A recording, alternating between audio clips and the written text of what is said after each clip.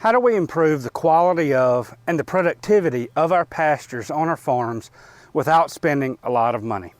I'm Rob from Dowdle Family Farms, and productivity is money on a farm. However, productivity can also cost a lot of money.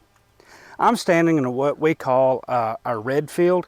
The red field is a 50-acre pasture that my dad had converted from a cotton field probably 30 years or so ago.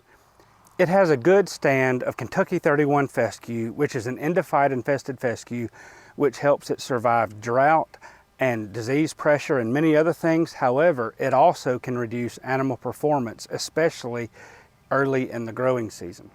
So one of the options people often talk about in terms of increasing the productivity of pastures is tearing up what's there and planting more productive foragers.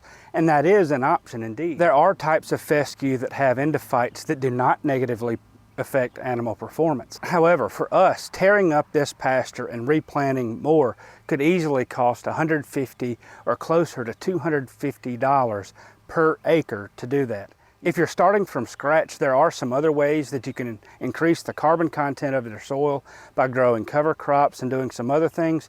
Check out another video that we've just published as well about how to improve pasture quickly with regenerative farming and cover crops. In this video though, I want to show you how we increased the productivity of this pasture by eliminating fertilizers and stopping herbicide sprays as well. That saves us roughly $40 to $50 per acre per year in direct costs, and we still get the same, if not better, production out of this pasture. The implementation of rotational grazing is one of the best things people can do to increase the productivity and the profitability of their pastures.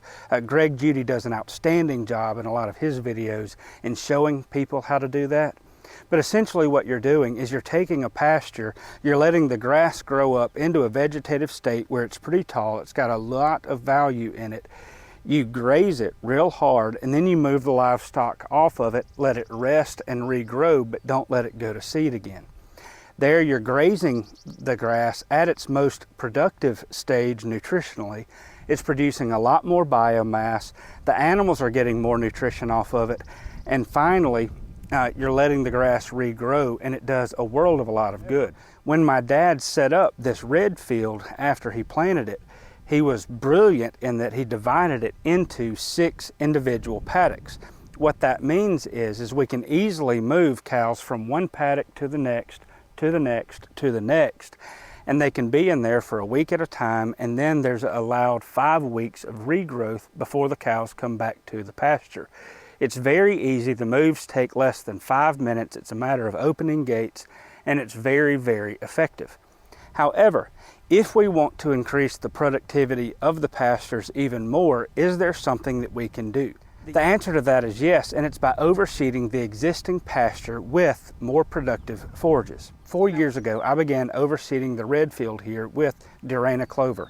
It's a white clover. It's an improved variety of white Dutch clover. It spreads by stolons. It handles overgrazing really well.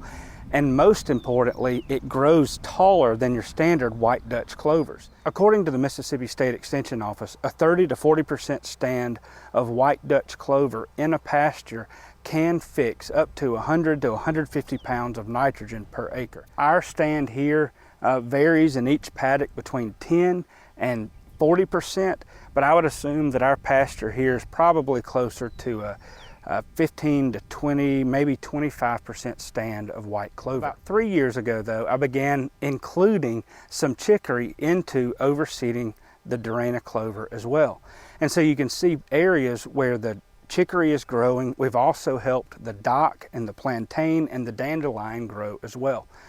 Dock, plantain, and dandelion are high protein feeds. They have deeper tap roots that go down 20, 30, 40 inches deep, so they mine nutrients from deeper in the soil. They're low lignin, low cellulose feeds, but they have higher protein and higher mineral contents. We don't want pure stands of any of those, but we do want the dock and the plantain and the chicory and the dandelion to be scattered around the pastures. The cows can eat it, but they'll also share nutrients with the fescue and with the clover as well. With the addition of the clover in the pasture, we've increased the level of protein value for the forage, but we've also been able to fix nitrogen into the soil so we don't have to fertilize. Just as importantly though, animal performance does not suffer as much because the clover, the dandelion, the dock, the plantain, and the chicory, they help counteract that negative effect that the fescue has on the cattle.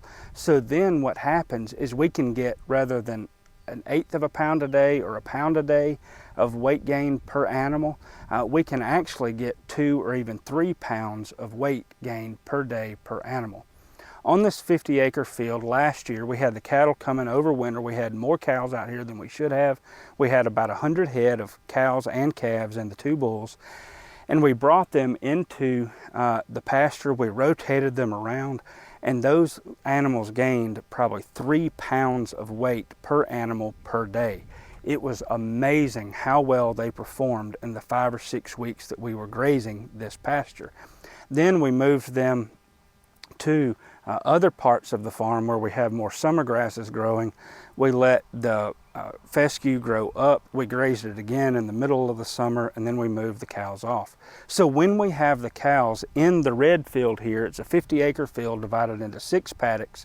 We rotate them from paddock to paddock to paddock over the course of 6, 8, 10, normally about 12 weeks in the early spring and summer.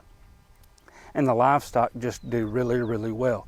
Now this year, unfortunately, we have not had as much fescue production. December 22nd, we had some record low temperatures down to 7 degrees that actually killed the fescue. It did start growing back, but what happened is rather than the fescue starting off growing at 2 or 3 inches, it had to start back from 0. And so it really delayed the production of the forages and the grasses in this red field by 3, maybe even 4 weeks. In about a week, we'll move the cows onto the red field and they'll begin grazing, and it'll do really well. The Durana white clover seed is $150 for a 25-pound bag. You feed it 4 pounds to the acre, so it costs roughly $20 per acre to overseed the pasture. I overseeded it in January, February. They call it frost seeding, but what we did is we grazed it really, really hard, then moved the cattle off, put the clover seed down, and then as the clover and the fescue started growing, we grazed it really hard again. If you overgraze the pasture, the clover grows faster than the grass, and if you don't overgraze the pasture, the grass will get a jump start on the clover. You can actually manage towards grass growth or clover growth. Now, I don't recommend growing more than a 50% stand of clover. We shoot for a 20 to 40% stand of clover in each paddock, and what that allows is it allows the nitrogen fixation, the additional protein in the forage, but we don't have to worry about bloat for the livestock either. We don't have to feed livestock bloating blocks or anything like that. In addition to improving animal performance on the pasture, the biggest thing that we did is we help eliminate a lot of costs. Urea is the most common form of nitrogen available for us. It's 46% nitrogen, and it costs about $400 to $500 a ton. It varies. At 46% nitrogen, 1 ton of urea is going to fertilize this 50-acre pasture here with 18 pounds of nitrogen per acre. If we purchase 2 tons of urea, that'll get us about 36 pounds of nitrogen per acre. And if we purchase 3 tons of urea, that's about 52 pounds of nitrogen per acre. Mississippi State recommends 52 pounds of nitrogen per acre in the fall. That's our extension office. Other recommendations are much higher, 60 to 80 to even 100 pounds of nitrogen per acre in a fescue pasture. The point being, if we applied that at the 52 pounds of nitrogen per acre that is recommended to us by our extension office, that would cost us $25 to $30 per acre to apply the nitrogen. Add another minimum of $10 a year to spray that with herbicide to keep out the weeds like the chicory and the dock and the plantain, which actually help the livestock. Then we have costs that are $50 an acre just to produce it. Rather than spending that $50 per year on spraying and fertilizing our pastures, so what we did is we spent a one-time cost of $20 to $25 per acre to broadcast the clover seed onto the ground. We added a little bit of chicory as well, and in that process we spent $25 per acre once for an investment that would pay for itself year after year after year by not spending money on the nitrogen fertilizer. But most importantly, and this is the thing that's the most importantly, the livestock perform 2, 3, even 4 times as well on that legume fescue pasture than they do on just the grass pasture alone. So my question for you is, how can you improve your pasture by overseeding higher quality forages? It may be by adding just a little bit of dock or chicory or plantain. It may be that you can add some legumes that will reseed themselves year after year after year. But there's probably something that you can do to improve the quality of your pasture, increase its productivity, and reduce your cost year after year after year. So let me know what you've done to increase the productivity of your pastures. Have you tried rotational grazing? Have you introduced additional forages like legumes or forbs into your grass pastures that help as well? Let me know in the comments, and until next time, it's Rob from Dowdle Family Farms signing off. Take care and have a great day.